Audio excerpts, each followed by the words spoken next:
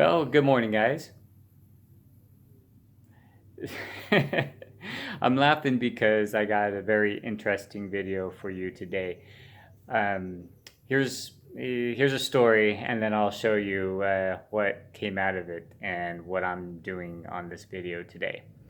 Well, I got a call from one of my officers, and they were sick at work, so I needed to go in and cover them so they could go home. Well, I was on my way to work, and I was turning left off the side road to. I was only maybe 5-10 minutes away from work, and I was riding my Suzuki. You all know that bike if you watch my videos. And as soon as I made the turn, I heard a large clunk, and my bike stopped reacting to throttle. I I pull over to the side of the road, and I, you know, try to change gears, downshift into first, and try to go, but it would just bog down and die. And at first, it sounded a lot like my clutch was shot because of the way it was reacting, or something with the transmission, or something along those lines. And then I looked down. This is where I saw my problem. So we're gonna go ahead and move to the bike now, and you'll see what happened and why I had to put my bike in the back of my truck and bring it home. Here we go. Suzuki down! Suzuki down! That's why I titled this video Suzuki down, because this, of course, is the Stator, the magneto. It's called a few different things in a few different places, but this is what happened.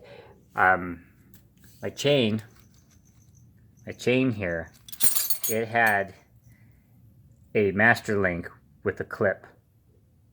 Well, the clip had fallen off probably sometime, maybe a few miles, or maybe just prior to me turning. But it fell off, and the master clip spread out, and of course the chain came off. And when it came off, let's see if I could slide that on just like that. Okay. When it came off, the gear bunched it up right here. And I don't know if you could see this, but there's a large hole here. And that was caused because the chain was bunched up, and it forced pressure on there.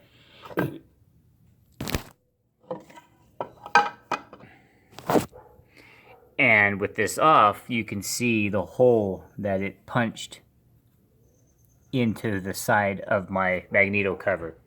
Now, after inspecting everything else, it all looks okay. I don't think there's any other damage. There was a small little pit here, and another one right here that I'm gonna have to file down flat so that it'll seal nicely. But everything else looks in great shape. So in today's video, I'm going to clean it up. I'm going to remove the stator here. I'm going to clean everything up and get it ready to install, because it should come today. Shipping shows this cover coming today. If it doesn't come today, then I expect it to come tomorrow, and then we can continue on the video tomorrow. But you are going to see the whole project today, and hopefully we can go out on a nice test drive and have our motorcycle back up and running with no problems. I'm just hoping that the engine is safe. I actually shut the engine off when I realized the chain was broken, so I don't think there's any damage to the engine whatsoever, except, of course, this cover. I'm just glad that it didn't get jammed up in here and crack my actual engine block, because that would have been devastating. I probably would not be putting this bike back together. I would probably sell it off for parts, which is unfortunate, because this bike is still in great shape, and I was going to be repainting the tank and the fenders a nice bright yellow, and I know my kids have said the same thing. I'm sure that you are thinking yellow. Well, here in Arizona, drivers do not pay attention to motorcycles whatsoever, and I think that if I paint my bike a bright yellow, people will notice it more than this dark color, because as you can see, it's all pretty much dark. A little bit of chrome here and there, but it's pretty much dark, and it makes it a little unsafer than if it was a nice bright yellow tank and fenders. But anyway, I'm going to get the camera set up, but first, you guys know that I have this project bike going. This is a Kawasaki 750. This is a 1996, and I've been working on it a little more since you guys last saw it. There's some wires here from my battery charger, because I found out that it wasn't charging the battery because the rectifier was heating up. It was shorted out, so I got it disconnected for right now. So let's see if we could get this thing started up first try. It hasn't been fired up this morning, so we'll turn it on, make sure the choke is set, give it a little fire up.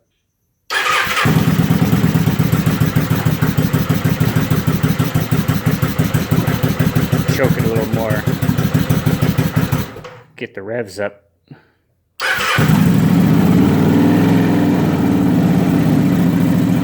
There we go.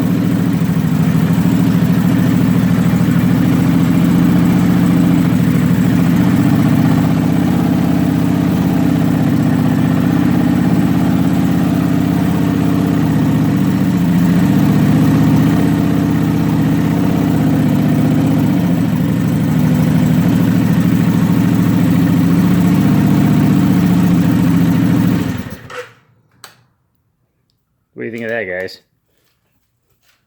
She fires up pretty easily. I think I'm just about to go take her for a spin too, which will be a blast because I've been waiting to ride her for a couple months now. So she seems to be going pretty good. I should have her all buttoned up and ready to go. I've got brand new rear lights for it. These ones are scratched up and damaged, but I got brand new lights for it. I got bolts for all the little parts that were missing bolts. The guy that I got it from tore it apart to check it out and did not put anything back together, so it made it difficult, but she's almost there. Okay, back to the Suzuki. Okay, first thing we're going to have to do is, I got this set up here with the cover here, is we're going to have to remove the magneto from the cover. That will be our first step. I broke 2 of the screws loose. Actually, they're all loose. Okay, so we're going to go ahead and pull out the magneto and get the cable out so this cover can be removed. Other than that, I hope that helps.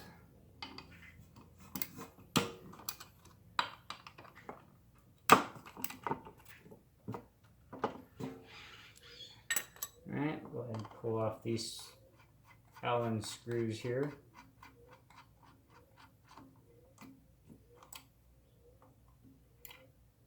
Set these down on my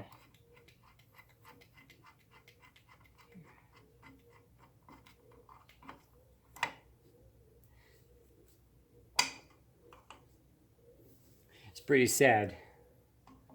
Open heart surgery on my Suzuki. Take these screws here. I'll probably be putting a little Loctite on these when they go back in. Okay, now I'm going to remove the stator here now, so we can check if there's any damage that we cannot see. There's a rubber grommet here that we have to pop out of place.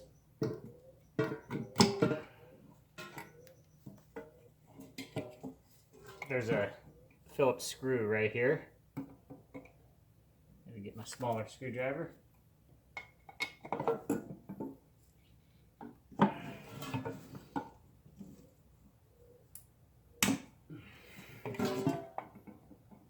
Okay, we get this screw out.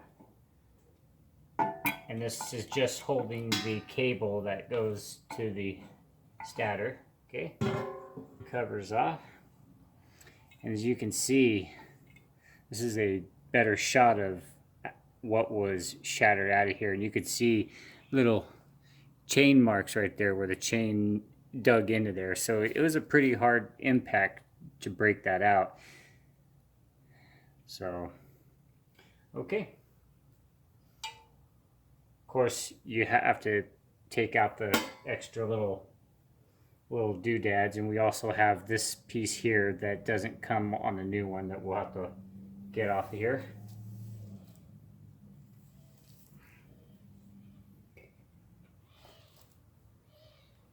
Maybe I need a special tool to take that off, huh?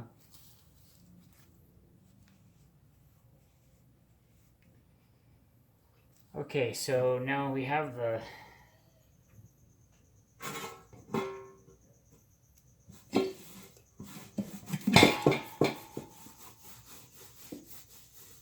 clean that up a bit.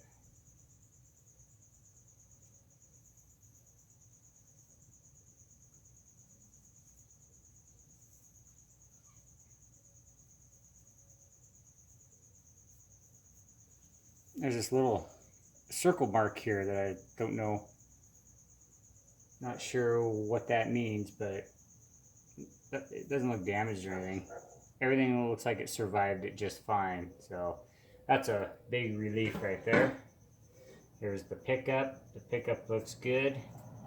Doesn't look like it's cracked or anything. There was probably about 4 inches of chain that actually went into this cover, so it was important for me to determine if this piece was damaged or not. And since the engine's turning nice and freely, it's easy to check that out, and it looks like there's no damage at all. Thank goodness, huh? Put some degreaser in here and just clean it up just in case there's any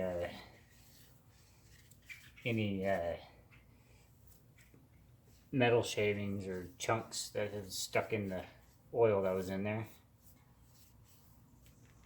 And we're also going to clean down under here from oiling the chain and stuff. There's a lot of splash off here that I'm going to go ahead and clean up.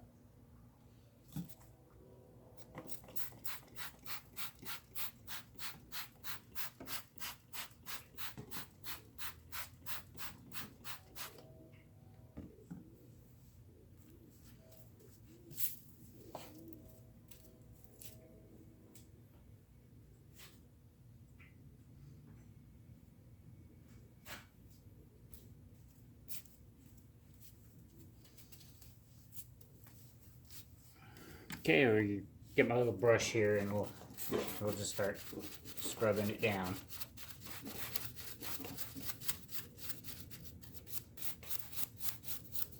Get the gear too is while I'm at it.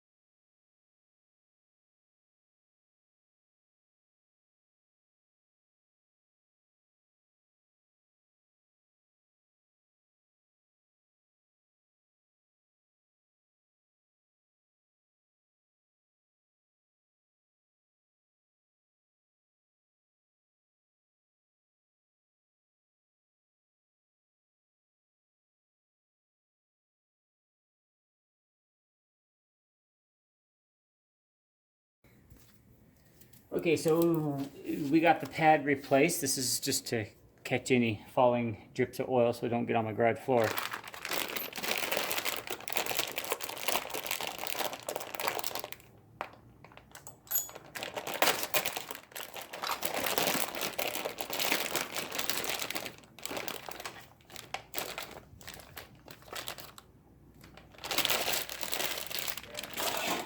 Okay, so here is the chain that I got. Make sure that this is a white chain. They had red, they had black. So I figured, we'll spice up the bike a little bit and get a white chain. I think that will be pretty neat. We'll clean up all the excess grease off of it real quick.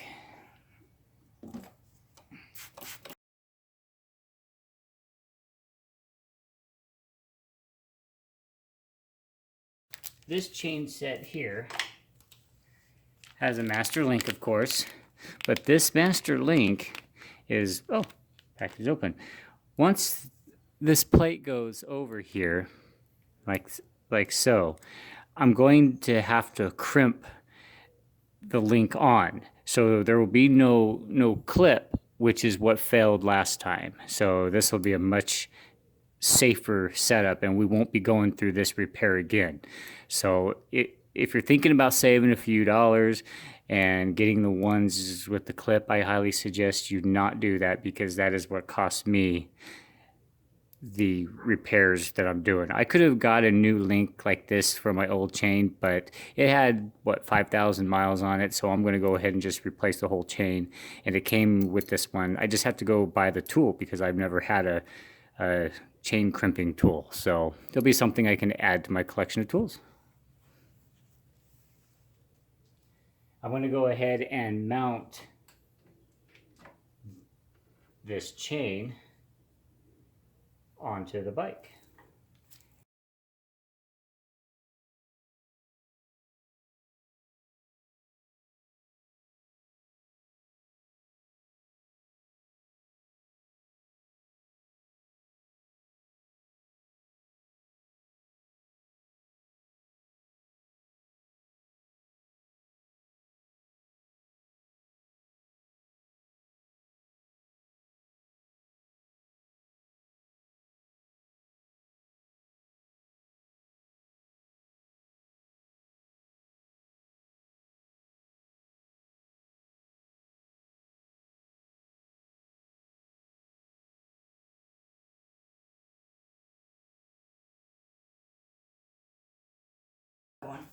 All right, so now we're gonna go ahead and slide in my link and connect these two.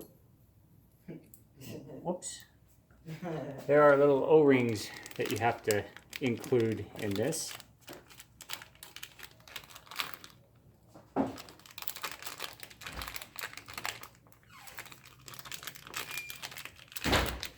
Looks like they give you a little baggie of lubrication that we'll go ahead and utilize for this project.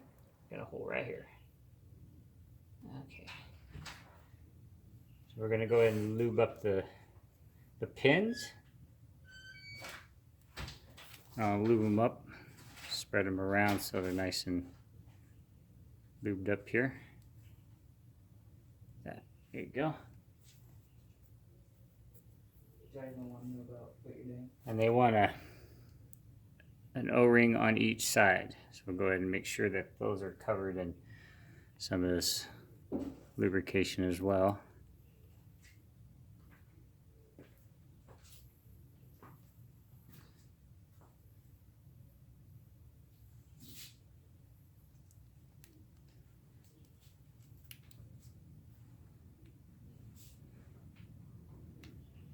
Okay. Go ahead and slide this back side in.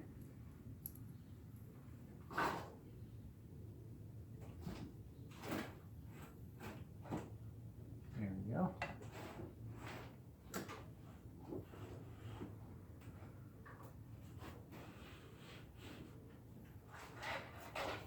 And if you do one of these types of chains, you have to make sure that the O-ring slides up over a little lip on the actual chain here. on the link, there's a lip that sticks out where the O-ring slips over it. If you press it in and it pops in, then that's how you know that you have got it in correctly. Okay. Keep wanting to pop out. So I'll make sure that I get these ones grooved up right.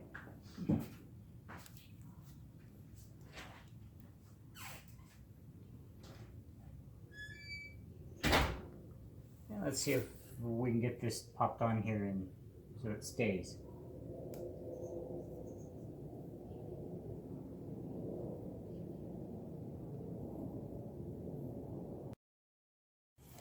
Okay guys, here's what I got. I had to go to Kelly's Kawasaki just down the road and get this chain breaker press and riveting tool so that I can rivet my chain. Well, I'm not going to be able to record this much because my camera is on the charging block and I can't attach it because it makes it lean over too much. So what I'm going to do is I'm going to get the link up here where this tool says to stick it right up here, and that will hold it in place while I rivet it on. So I'm going to go ahead and get the tool set up, bring back up the camera so I can show you. All right, I've got these two riveted into place. I put them up 0.015 flaring, and from what I checked on, this chain should have been between 0.6 and 0.28, somewhere in the middle there. So I went ahead and went 0.15 and called it good. I tested it with a flathead and it seems to be very solid in there. Still loose enough to rotate.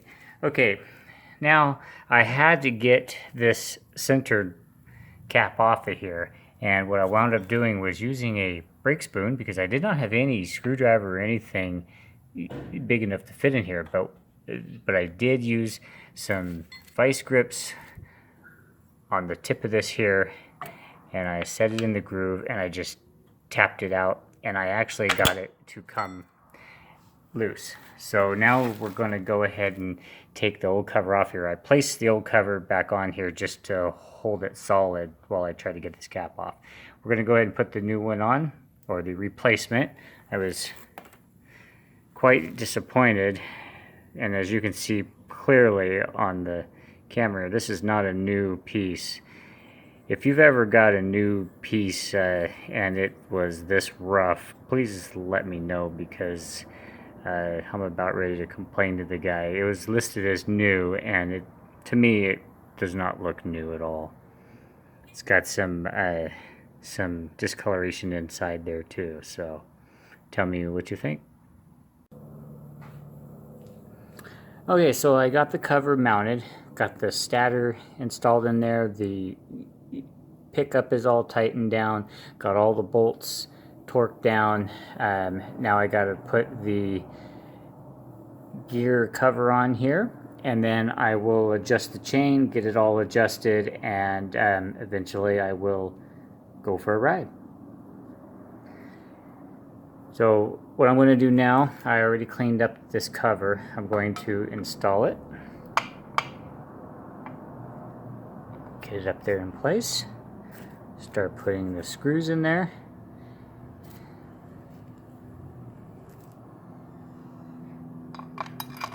This long one goes right here.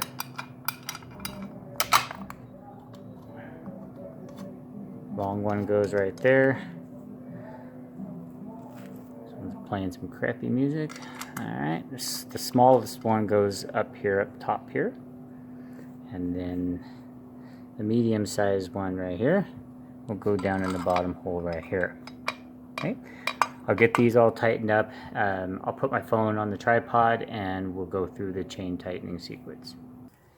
Alright, well, as I've described in my other videos, to tighten the chain you have to get a 12 millimeter wrench and start tightening back here, and that will bring the axle backwards.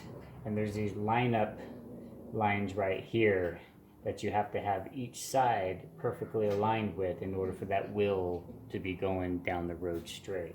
So you have to kind of take it back at the same time. I'll do a little bit on each side, and then we'll switch off and on, and eventually it will be adjusted properly.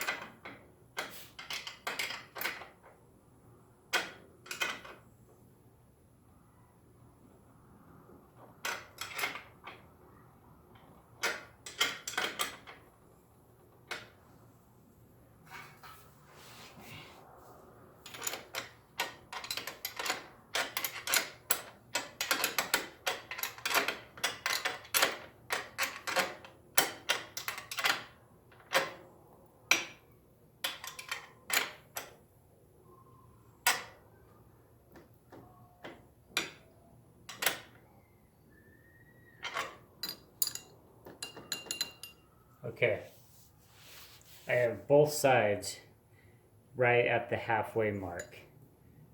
This chain here looks like it's tight to me. It's got about an inch of play. Maybe I'll bring it back a little bit more just to make sure it's snug. Got a little bit too much play in it.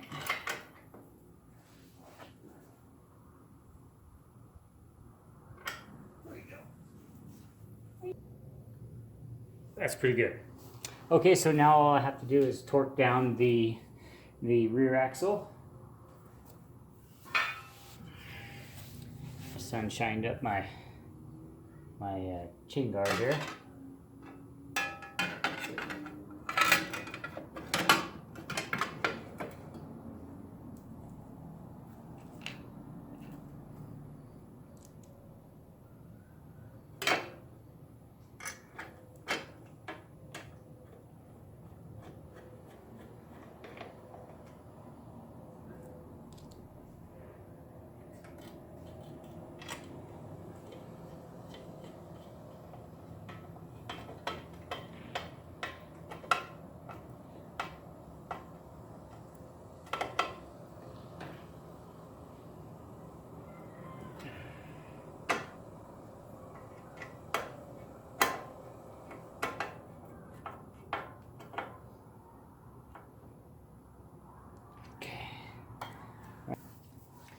Alright guys, that's going to wrap it up. I'm going to torque the rear axle down to specs and then go take her for a ride.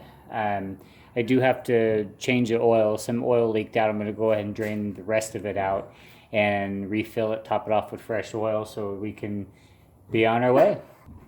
As far as an update on how she's doing, I will more than likely give you an update on my next video I'm doing with my Kawasaki. I have more parts for it coming, the rectifier and a few other parts that I realized that I needed. So we'll see you on that video. Thank you for tuning in, and we'll catch you on the next video. Thank you.